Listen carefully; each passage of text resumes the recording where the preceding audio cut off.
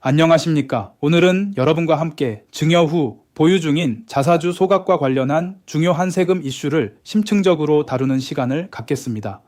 특히 최근 문의가 잦은 증여 후 이익 소각 전략의 핵심 과제와 실무적 대응 방안에 집중할 예정입니다. 오늘 주제인 이익 소각은 법인 자금 인출의 효과적인 전략으로 오랫동안 활용되어 왔습니다.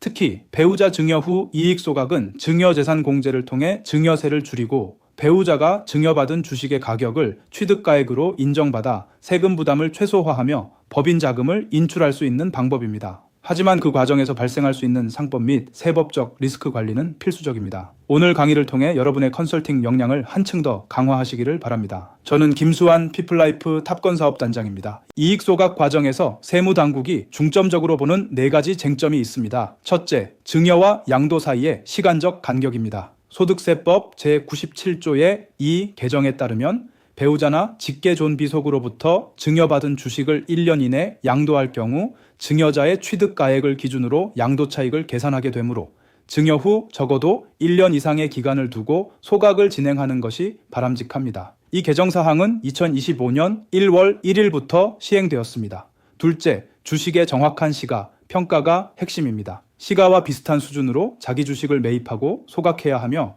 시가보다 지나치게 낮은 가격으로 거래가 이루어진 경우 과세관청은 부당행위 계산 부인 등 제재를 가할 수 있으니 유의해야 합니다.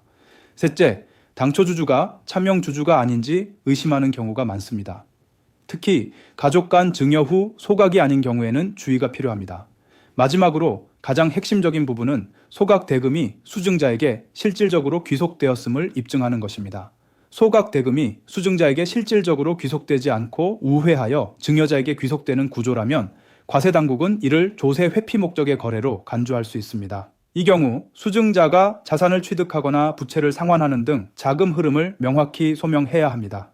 이익 소각은 여러 단계를 거쳐 진행됩니다. 우선 주식 증여 계획 수립, 주가 평가, 주권 발행, 주식 증여 및 증여세 신고 납부, 그리고 주주 명부 변경이 이루어집니다. 이 과정에서 증여자와 수증자, 증여할 주식 수가 결정되어야 합니다. 또한 실무적으로 수증자의 주주권 행사 증거를 확보하는 것이 좋습니다. 예를 들어 배당을 받거나 의결권을 행사하는 활동 기록이 있다면 없는 것보다 나을 것입니다. 이후 1년 이상 간격을 둔 뒤 다시 주가 평가를 통해 소각 대금을 결정하고 자기 주식 취득 및 소각 절차를 진행합니다. 특히 건설업 등 자본금 변동에 제한을 받는 업종은 감자 소각이 아닌 이익 소각 방식을 선택하는 것이 중요합니다. 이익 소각 시에는 자본금 변동 없이 이익 인격음만 감소하는 반면 감자 소각 시에는 자본금이 감소합니다. 소각 대금 결정은 회사의 자율적인 판단에 달려 있습니다. 법적으로 소각 대가를 얼마로 해야 한다는 규정은 없습니다. 하지만 이 결정이 세금 이슈에 직접적인 영향을 미칩니다.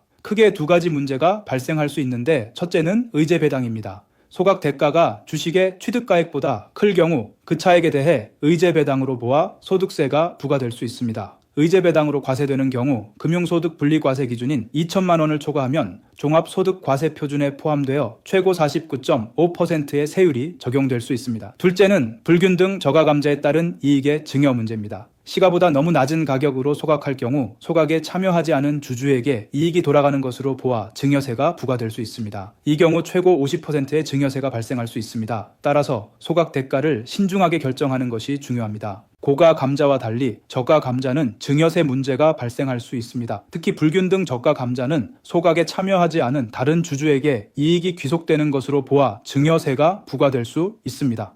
증여의제 여부를 판단할 때는 기준 금액을 사용하는데 이는 저가 비율에 따라 달라집니다. 저가 비율이 30% 이상일 경우 기준 금액은 0원이며 차액 전체에 대해 증여세가 부과됩니다. 반면 저가 비율이 30% 미만일 경우 기준 금액은 3억 원입니다. 이 경우 차액이 3억 미만이면 증여세가 없지만 차액이 3억 이상이면 3억을 공제하지 않고 차액 전체에 대해 증여세가 부과된다는 점에 유의해야 합니다. 이는 저가 매매와 중요한 차이점입니다. 또한 증여이익은 수증자별로 판단하므로 여러 수증자가 있다면 각각에게 3억 원 기준이 적용될 수 있어 증여세가 나오기 더 어려울 수 있습니다. 그럼 고가 감자는 어떨까요? 일반적으로 고가 감자는 세금 문제가 크지 않습니다. 예를 들어 주당 1만 원에 증여받은 주식을 2만 원에 소각하면 1만 원의 차액에 대해 의제 배당이 발생합니다. 이 경우 감자 대가를 받은 주주는 이미 의제 배당으로 소득세를 납부하기 때문에 별도의 증여세는 발생하지 않습니다. 고가 감자를 통해 이익을 본 사람이 의제배당으로 세금을 냈는데 또다시 증여세를 낼 필요는 없기 때문입니다. 다만 예외적으로 소각시, 주식의 시가가 액면가액에 미달하는 경우에만 고가 감자에 따른 증여세가 발생할 수 있지만 실무적으로 흔한 경우는 아닙니다. 따라서 시가가 하락했을 때 취득가액으로 감자하더라도 큰 문제가 없습니다.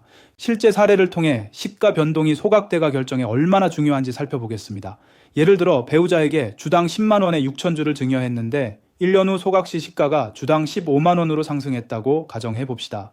만약 아무 생각 없이 작년 시가인 10만 원으로 소각 대가를 결정하면 시가 15만 원 대비 5만 원 싸게 감자하는 셈이 되어 저가 비율이 33.3%가 됩니다. 이는 30%를 초과함으로 기준 금액이 0원이 되어 약 2억 3천만 원의 증여세가 발생할 수 있습니다.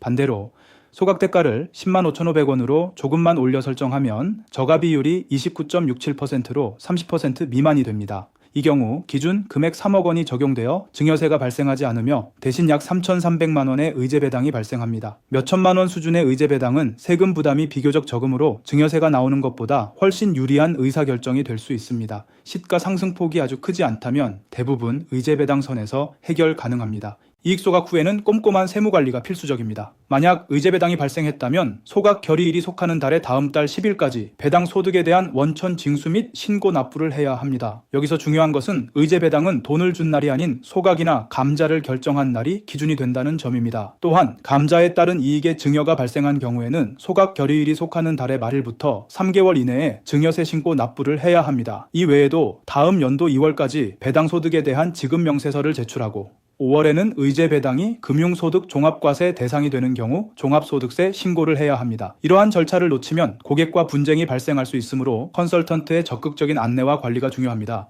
컨설턴트로서 이익 소각 이후의 사후 관리는 고객의 신뢰를 유지하고 추가 계약으로 이어지는 핵심 요소입니다. 특히 금융소득이 2천만 원을 초과할 경우 건강보험료가 상승할 수 있으므로 고객에게 미리 안내하여 놀라지 않도록 해야 합니다. 또한 원천징수나 지급명세서 제출과 같은 실무적인 업무는 회사 회계팀이나 기장세무사의 역할이지만 이들이 해당 내용을 제대로 파악하지 못할 가능성이 있습니다. 따라서 컨설턴트는 기장세무사에게 관련 내용을 명확히 안내하고 확인해야 합니다. 그리고 가장 중요한 것은 이러한 안내 내용을 반드시 메일로 발송하여 증거를 남기는 것입니다. 카톡과 같은 메시징 앱은 나중에 증거로 인정받기 어려울 수 있습니다. 고객 관리 시스템을 활용하여 다음 해에 발생할 수 있는 세무 이슈를 미리 정리하고 적절한 시기에 고객에게 안내하는 주기적인 사후 관리가 필요합니다. 이는 컨설팅의 경쟁력을 높이고 고객에게 깊은 신뢰를 줄 수 있는 길입니다. 몇 가지 특별한 고려사항도 있습니다. 첫째, 기존에 보유하던 자기 주식을 소각할 경우입니다. 이는 양도소득과 의제배당 중 어떤 것으로 볼 것인지에 대한 논란이 있습니다. 특히 주식을 판 사람과 소각한 사람이 사실상 동일인으로 간주될 경우 의제배당으로 과세될 가능성이 높습니다. 이 경우는 케이스별 판단이 중요하므로 전문가와 신중하게 상의해야 합니다. 둘째, 상환 우선주 상환 역시 소각과 동일하게 의제배당이나 증여 등의 세금 이슈가 발생합니다. 상환 우선주라고 해서 문제가 없다는 것은 잘못된 정보입니다. 상환도 주식을 없애는 소각과 동일하게 취급됩니다.